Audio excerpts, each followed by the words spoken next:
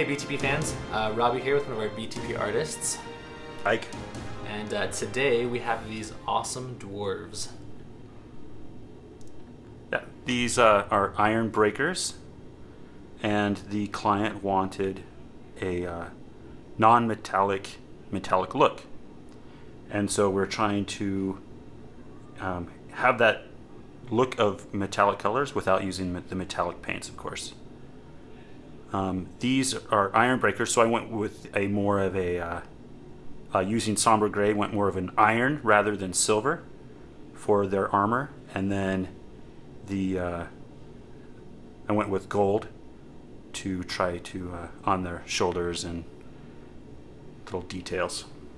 Yeah, it looks really nice. There's a nice contrast there between that gray color and the gold and orange color, and there's a little bit of red in there, and I think that really stands out nicely on the barrels of the guns, and their eyes are red. Mm-hmm. It looks really good. Thank you. All right, so we're going to do some of that non-metallic look on this armor, and I always like to start with a nice kind of dry brush just so you can see the detail of the figure. So I'm going to do some black gray just to get down in the cracks, and so we're just focusing on the armor once again.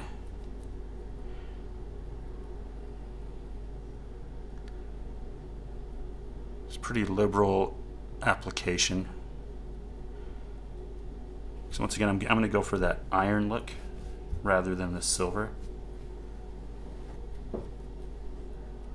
Get the excess out. All right. Just moving up the colors here. Let's go to basalt gray.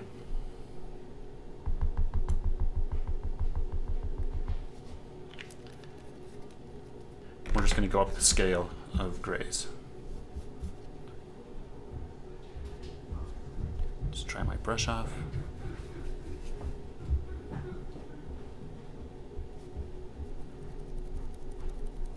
So as you move up, you put, of course you put less on each time so that undercoat can show through.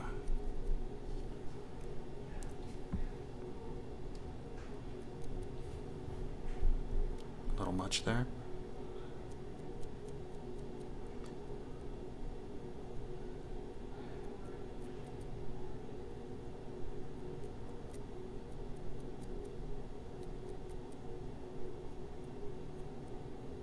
Okay, so now we're going to jump to the light gray.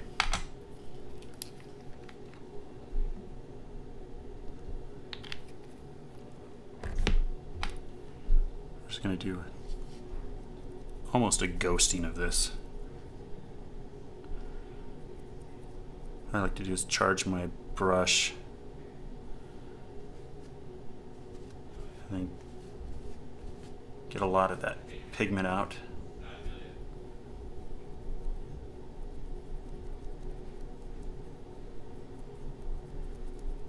There we go.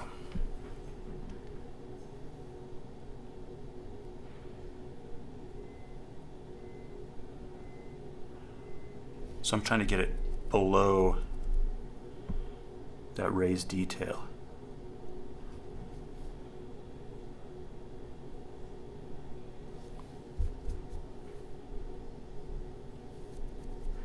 My brush is a little wet. There we go. So I'm really not worried about what's going on top. There we go.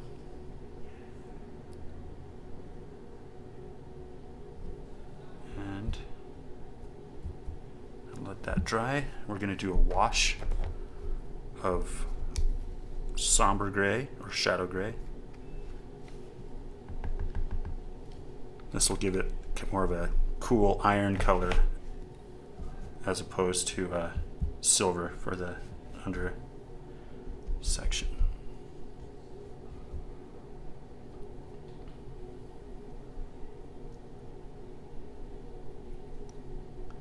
So I'm just making the wash.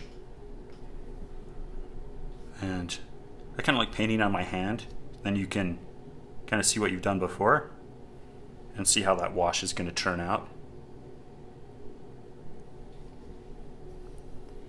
Let's just throw the wash in. Just be kind of liberal with it, just to get it down in those cracks. What the wash does is it is going to meld the previous layers together, in theory, right?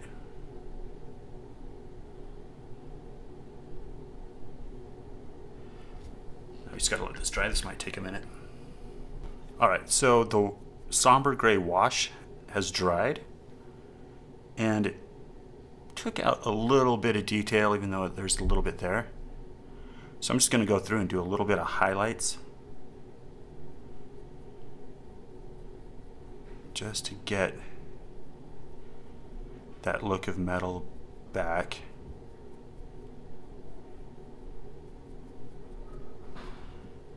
So I have super dry brush here.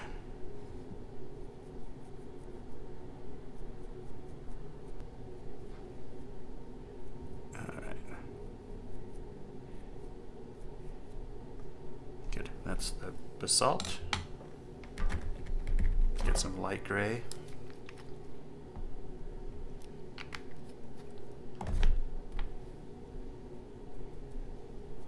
We're going to do the same thing.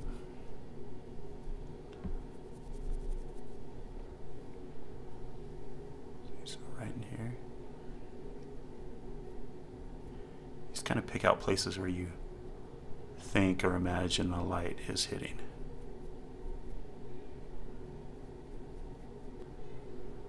There, see, we got little glints, it looks like.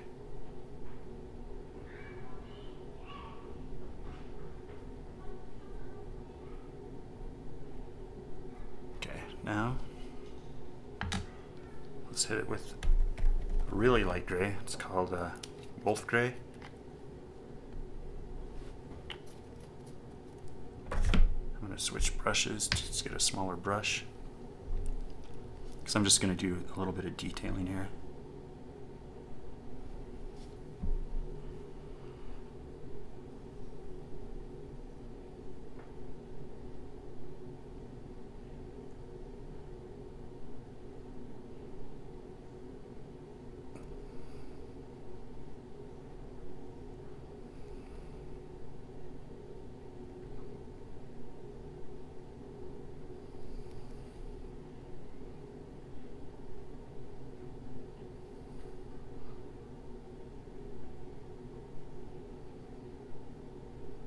I think that's pretty good for the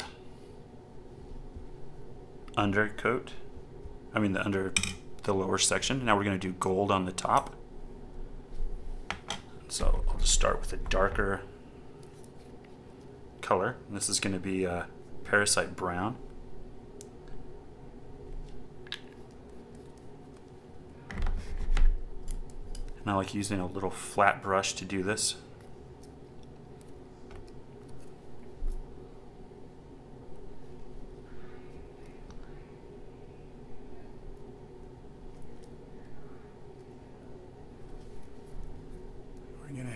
We're just going to hit all these raised parts.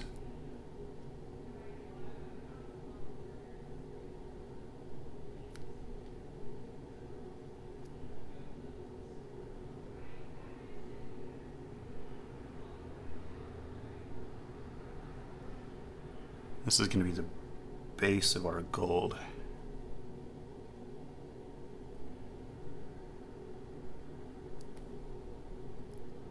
This non-metallic style, you have to put on as many layers as you can.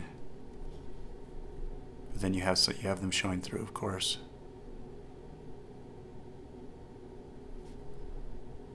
Let's build that up. There we go. I like using this flat brush as opposed to a round, because it allows you to cover more area, but it also, just to rub right along the surface of, these raised parts, rather than getting down in there. And a flat brush would have more of a tendency to roll off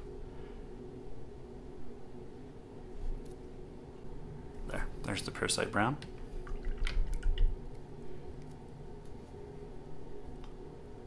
And let's now jump to ochre brown.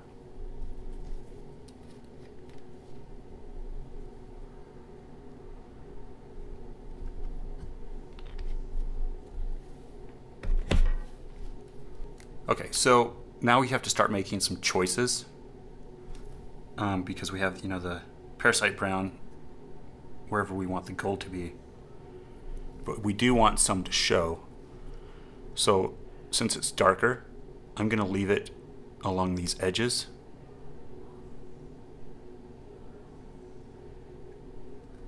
And you want to just do a really nice light touch. And it's not bad just to leave some showing every so often.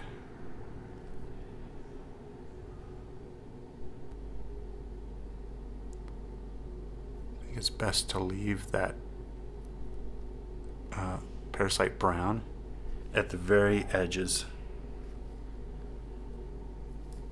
Maybe some spots in the middle where it dips, but usually right on the edge, like that little point.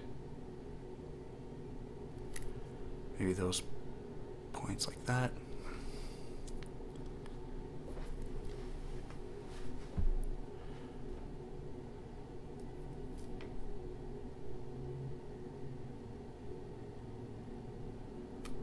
Okay, we're going to jump into the next step. We have the ochre brown. Now we're going to do some sun yellow.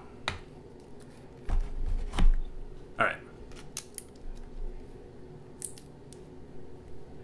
Okay, so back to this. Okay, so we're going to hit it with the sun yellow, but it's not the last step, even though this is the highest color. Because we're going to actually go back and do some ochre brown when we're done with this. Or I mean some parasite brown.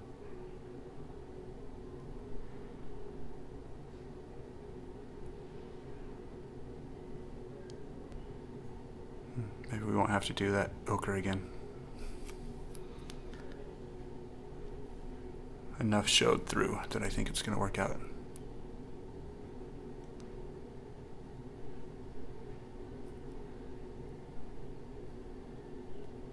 So the sun yellow is a pretty weak pigment, and so it's going to dry a bit darker than it looks, of course, when it's wet.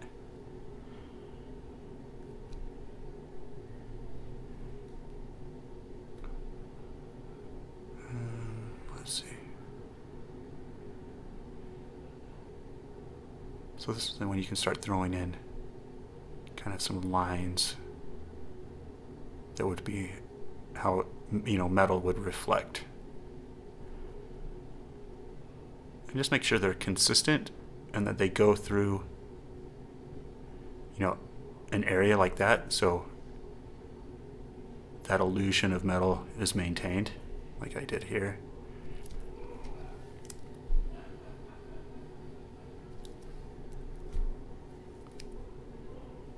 Let's see. Put one right here.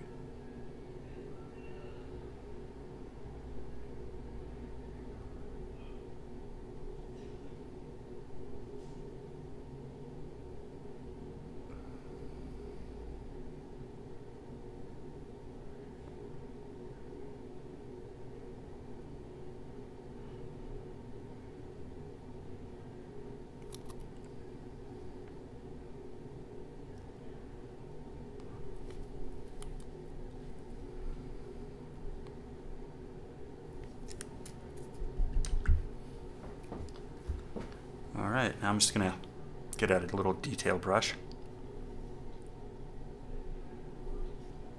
Just going to put it in some nice spots and then it will be pretty much done. See, I'm putting it on where we put it before, but it's showing up way more because it's just building up those layers.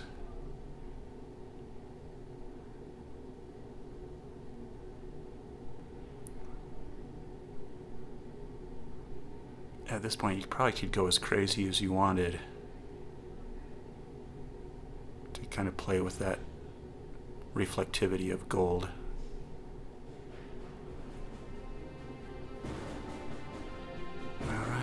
that's good.